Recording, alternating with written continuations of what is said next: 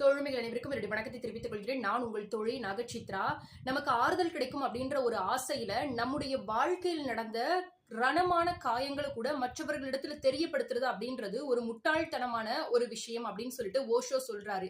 அதாவது நீங்க உங்களுக்குண்டான அந்த பிரச்சனைகளை ஒருவரிடத்துல பகிர்ந்து கொள்வதன் மூலமாக உங்களுக்கான ஒரு ஆறுதலானது கிடைக்கும் அப்படின்ற ஒரு நம்பிக்கையில உங்களுடைய எல்லா விஷயங்களும் அவங்களிடத்துல தெரியப்படுத்துவீங்க. ஃபார் எக்ஸாம்பிள் என்ன பண்ணலாம் அப்படின்னு பாத்துட்டீங்கன்னா, ஒரு கோழிய ஒரு நாய் துரத்திட்டு போச்சு அப்படின்ற மாதிரியான ஒரு விஷயத்த நீங்க சொன்னீங்க அப்படின்னா, நீங்க சொன்ன அதே ஒரு விஷயம் வேறு ஒருவரிடத்துல போயிட்டு நாயும் சண்டை போட்டுச்சா, அதுல ஒரு நாய் இன்னொரு நாயை கொன்றுச்சா அப்படின்ற மாதிரி சொல்லுவாங்க.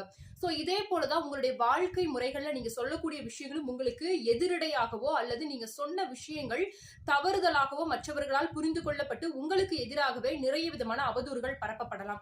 அதனால உங்களுடைய விஷயங்களை மற்றவர்களிடத்துல தெரியப்படுத்தி ஆறுதல் தேடாம அந்த காயங்களை ரணங்களை ஆற்றுவதற்கான வழிகளை தேடுங்க. என்னோட வாழ்க்கையில ரொம்ப கஷ்டப்படுறேன், என்னோட விஷயங்களை நான் மற்றவங்களிடத்துல சொல்லி எனக்காக ஆறுதலா பேச யாருமே இல்லை, யாரிடத்துல எனக்கு ஆறுதல் கிடைக்காது அப்படின்னு சொல்லிட்டு புலம்பிட்டு இருக்கக்கூடிய உங்க ஃப்ரெண்டுக்கு இந்த ஒரு வீடியோவை ஷேர் பண்ணுங்க.